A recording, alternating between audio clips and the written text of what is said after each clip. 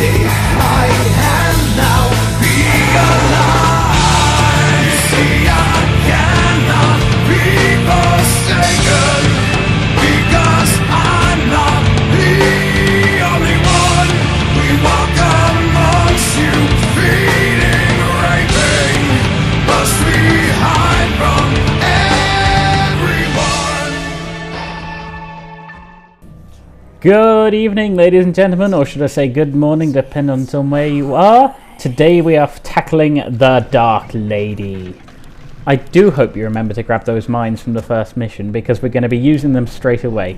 The first thing you want to do is start your upgrades going and then send Sylvanas immediately to the right. You'll encounter a purple base there, and just like all the other Undead bases, they only have 5 Acolytes and a Necropolis. So if you take out the Acolytes and the Necropolis, they got no way of mining, they got no way of building or rebuilding any buildings that you destroy.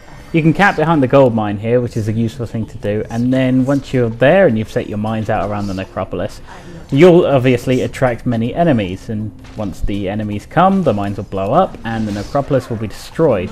At this point you can use that Book of the Dead you've got to summon some skeletons and use them to cover your escape. It'd also be a good idea to grab yourself a potion of invulnerability before you do this, because it means that Sylvanas won't be slowed down by those annoying Nerubian towers. You can get these potions either in the shop in the first mission or the shop that's on your way to the purple base. You don't have to do this immediately, you can wait for the first attack, because that should be coming around any time now. Make sure you use a hotkey on 2 just to get them ready, and make sure that Curse is deactivated again. I cannot stress this enough. If you Banshees waste mana on Curse, then there's no way you're getting through this mission. I'm sure that's not quite true, but hey, I'm a newbie and we're going to be using newbie tactics. Remember guys, that the hotkey for possession is O, not P as I kept pushing. Unless of course you want your Banshees moving to and from the enemy units, in which case, yeah, keep using P. So, conveniently, you have the exact same amount of Banshees as the abominations that come in the first attack, so we're going to be needing to replace those Banshees immediately. Start building lots of Banshees. And also researching Cannibalize from the crypt would be a good idea, because the abominations can make some great use of it. And a couple more ghouls wouldn't go amiss either. You do start with an obsidian statue too, which can be used to either replenish mana or health. I tend to keep it on the mana one, unless all my Banshees have enough mana to use possession. If they have, then either heal up injured units or turn it off completely to conserve mana. We don't need any more ziggurats on the right side, so start building some more at the top. And make sure your upgrades are still going, and when you have the money, get yourself a sacrificial pit in, because having scouts for attacks will make this a lot easier too. And I do hope you remember to get that silence spell for Sylvanas, because dealing with the necromancers will be a bitch if you don't. They're not too tough here, but when they start bringing meat wagons with them, you will find yourself in a world of pain. And even though we have crippled the purple base, they can still build units. So hopefully you've been possessing every single abomination you've got, and you've been building meat wagons. You won't need more than 2 for this entire mission, and my 2 died in the upcoming battle to take out the purple base completely. I think the opportune moment to take out the purple base would be just after Varimathras has attacked you for the 2nd time. Possess as many of the abominations as you can, and then take 6 or 7 of them along with your meat wagons and Sylvanas over to the purple base and take it out. Focus on the production buildings first, and of course the static defenses second. Now, unless you happen to be very good at this game, in which case I'm not sure why you're watching my guide, you probably won't be able to take out the entirety of the purple base before you get attacked again by Varimathras. But conveniently, you can get yourself a Town of Scroll portal at your base in the shop that's provided at the beginning of the mission. You can get back to your base, take out any of the offending units, and then head back to the purples and pick off the stragglers. As you can see, putting a shade on each of the bridges is a very good idea, because it gives you loads of time and plenty of warning in case you're about to be attacked. So use them wisely. That's not the only path that they attack from, but it is the path they will attack from about 80% of the time, so just keep that in mind. Okay, so at this point we're basically sitting back and waiting for Sylvanas to reach level 6, because at level 6 you can teach a charm. Charm is basically possession, except you don't sacrifice Sylvanas by using it.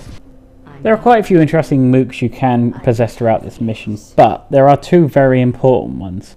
The first one is here at the top left corner of the map. If you run Sylvanas past all of the ogres and break down the rock chunks here, you can possess the Ogre War Chief Mugthol.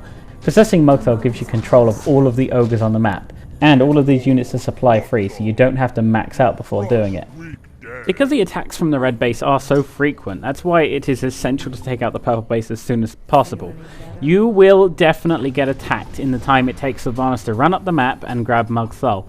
So what would be a good idea is, hopefully you've been producing Banshees this entire time and possessing as many abominations as you can. Bring some Banshees to follow up just after you possess Mugthal, because you will get attacked by Veramathras. He will seek out Sylvanas.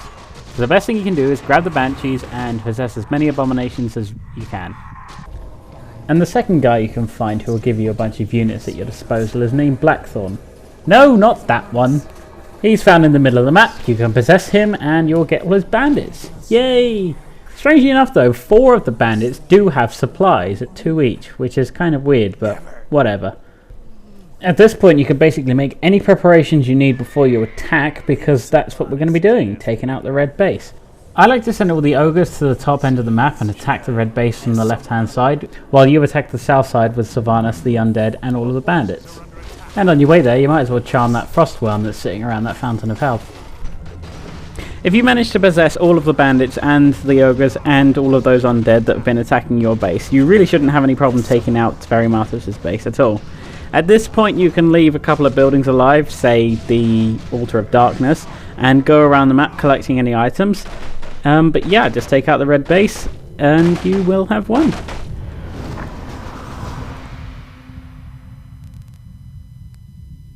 I'm here.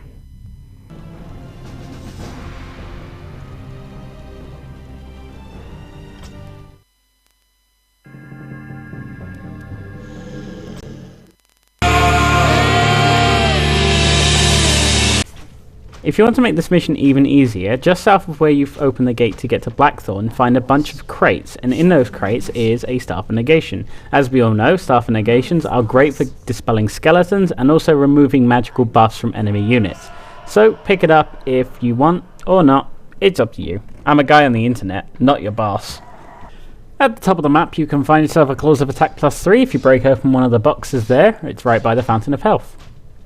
And you can get yourself a Ring of Protection +3 in one of the crates where Blackthorn is. In the bottom left corner of the map you can find a blacksmith that you can burn down, and inside is a Glyph of Fortification, which will increase the building health of all of your buildings. You can get that early on, but it does require fighting past a couple of ogres, so you don't really need it. And just south of there is a bunch of gnolls, and in the cage you will find a Manual of Health, which is an extra 50 health for your hero. So that's basically it for the good items. You can pick up some healing salves and things like that around the map, but nothing that important. I've pretty much shown you all the good stuff. Until next time, guys. Until next time.